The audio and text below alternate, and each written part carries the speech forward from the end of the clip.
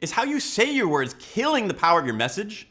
Do you find that if you can just get people to listen for a while, they always come around and get excited about what you're saying, but it's this slog every time to get over that first hump? If so, this is a sign that your vocal fundamentals are missing. If your vocal delivery is bad, it doesn't matter how great your content is, because no one's listening. The good news is while it takes decades to master what to say, you can get the 80-20 of how to deliver your message in a couple months or even weeks. If you don't know what 80-20 is, this might not be the right video for you. I help entrepreneurs and online educators. I'm going to tell you what the vocal fundamentals are, clear up the main misconceptions about them, and most importantly, show you what the symptoms look like of being bad at it, so you can know if this is something that you need. So what does it look like if you're missing the vocal fundamentals? Well, unless people are required to listen to you, you struggle to get their attention. So in situations like a keynote or mandatory work meetings, everything goes okay, but situations like networking with potential clients or doing a sales pitch, which is just as critical, you struggle to get them to listen to you, to give you enough time to get to the part that really seems to hook people. You notice that if you have enough time, people get into it, but you don't often get enough time to get to that. Or people don't stop to even start listening to you at all. Another symptom you'll notice is once everything is going great, you still don't have that long before it seems people start to fade out, start checking out. You don't get long to deliver your message. So this is what it looks like. It doesn't matter how good the content of your words are until you have good delivery. So if it turns out that this is what you're missing, what do you need to learn? Well, there are 6 vocal fundamentals. What they do is they put variety into the sound of your words, and people pay attention to variety. When you train this, you grow this skill by expanding the range of your variety across the 6 areas. And those are your hesitation words.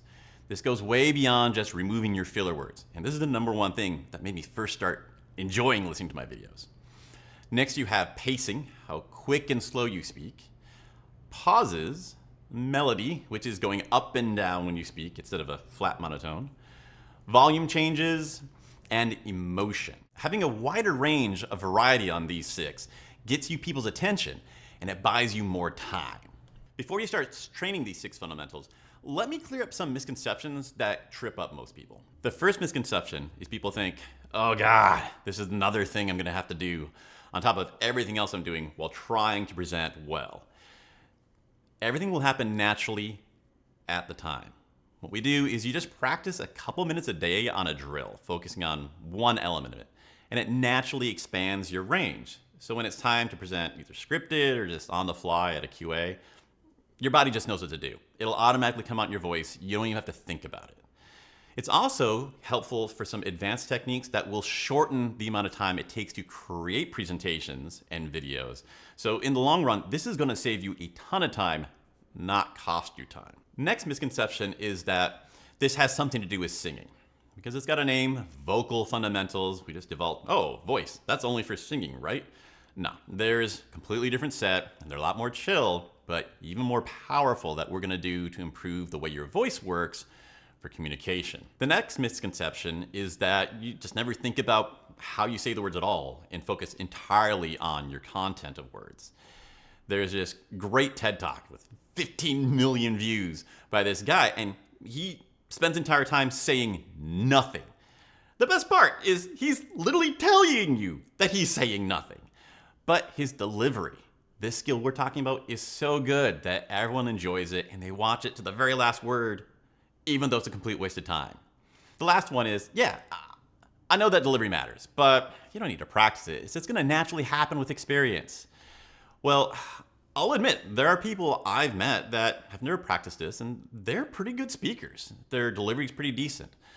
But it's a lot more painful. And this is already a hard skill to do. And it took them a lot longer. But the worst thing is that they only got better because it was painful. And once it got good enough to stop feeling awkward and weird, so did their growth. So they get this plateau around a 6 out of 10. And when you see how much power and how much help there is in this, it really sucks to miss out on that other 40% that can make the difference between being good and being the best they've ever heard. So if you already are pretty experienced and feel pretty good, I still recommend look at the 6 and double check if there's any that you're missing. Because if you are, you've already done the hard work to get this far. It's a shame to miss out on the easy work that could possibly make your speaking 10 times more engrossing and engaging right now. Great. Now that you know what the vocal fundamentals can do for you, you'll want to know how to master them as quickly as possible. So watch that lesson from this playlist over here, or just start with the first one, pacing.